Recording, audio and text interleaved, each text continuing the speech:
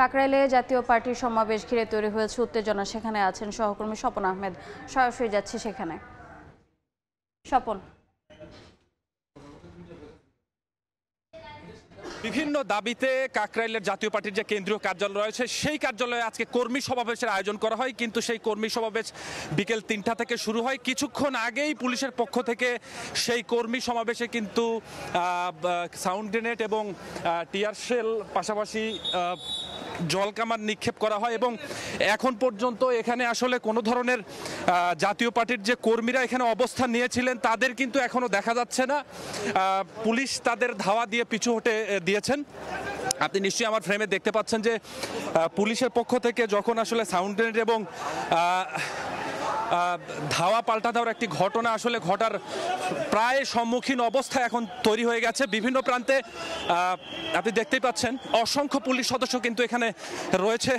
যদিও আজকে খণ্ড খণ্ড মিছিল নিয়ে যখন আসলে জাতীয় পার্টির নেতাকর্মীরা এখানে জড়ো হচ্ছিলেন তখনই কিন্তু এই ঘটনাটি ঘটে এবং আশেপাশের এলাকায় কিন্তু পুরো আতঙ্ক তৈরি হয়ে গেছে যে কি হয় না হয়। এই আতঙ্ক কিন্তু একটি সম্ভাবনা আমরা শুরু থেকেই দেখতেই পাচ্ছিলাম, কেননা যখন আমরা এখানে প্রবেশ করি তার পরপরই কিন্তু জাতীয় পার্টির যে সকল নেতাকর্মীরা ছিল তারাও যেরকম বিভিন্ন জায়গায় অবস্থান নিচ্ছিলেন, পাশাপাশি ঠিক রমনা মডেল থানার পাশে এবং আশেপাশের যে সড়কগুলো রয়েছে অর্থাৎ এই কেন্দ্রীয় জাতীয় পার্টির কেন্দ্রীয় কার্যালয়ে ঢোকার যে প্রবেশ মুখগুলো রয়েছে সেখানেও কিন্তু অসংখ্য নেতাকর্মীরা অবস্থান নিয়েছিলেন। তো দেখতেই পাচ্ছেন নেতাকর্মীরা পুলিশকে উদ্দেশ্য করে সামনের দিকে এগোনোর চেষ্টা, একটি অন্যরকম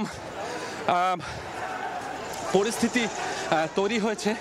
যদিও পুলিশের পক্ষ থেকে এখন পর্যন্ত ফুল অ্যাকশন দেখতেই পাচ্ছেন। পুলিশ সদস্য কিন্তু এখন ধাওয়া দিচ্ছেন জাতীয় পার্টির যে সকল নেতাকর্মীরা এখানে উপস্থিত হয়েছেন তাদেরকে। আমি ফ্রেমে দেখানোর চেষ্টা করি। এখানে উপস্থিত রয়েছেন রমনা জোনের যে ডিসি মাসুদ আলম, তিনি কিন্তু নিজে উপস্থিত থেকেই আসলে তাদেরকে ছত্রভঙ্গ করে দেওয়ার চেষ্টা করছেন। আপনি নিশ্চয়ই জানেন যে এর আগেও জাতীয় পার্টির এই কার্যালয়ে বেশ সংঘর্ষ দুইবার কিন্তু সংঘর্ষ রূপ নেয় এবং এই সংঘর্ষের পর এর আগেও দুইবার জাতীয় পার্টির যে কেন্দ্রীয় কার্যালয়টি ছিল সেটি কিন্তু আগুন ধরিয়ে দেওয়া হয়। পাশাপাশি এই জাতীয় পার্টির কেন্দ্রীয় কার্যালয় ঘিরেই কিন্তু আমরা দেখেছি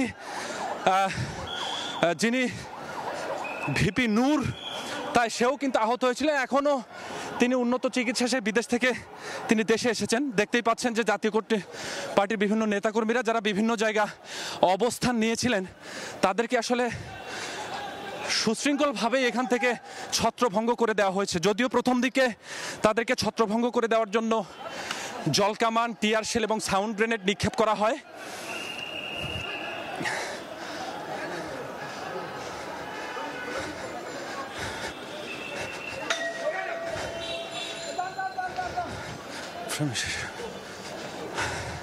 এখন আসলে পরিস্থিতি অনেকটাই উত্তপ্ত রয়েছে, কেননা জাতীয় পার্টির যে সকল নেতাকর্মীরা বিভিন্ন জায়গা থেকে খণ্ড খণ্ড মিছিল নিয়ে এখানে আসছিলেন তারা কিন্তু তাদেরকে ছত্রভঙ্গ করে দেওয়া হয়েছে। দেখতেই পাচ্ছেন যে এখন পর্যন্ত এটুকুই ছিল আমার কাছে জাতীয় পার্টির কেন্দ্রীয় কার্যালয় থেকে। পরবর্তী পরিস্থিতি আমি আপনাদেরকে আরো ভালো জানানোর চেষ্টা করব। সরাসরি যুক্ত ছিলাম রাজধানীর কাকরাইলে।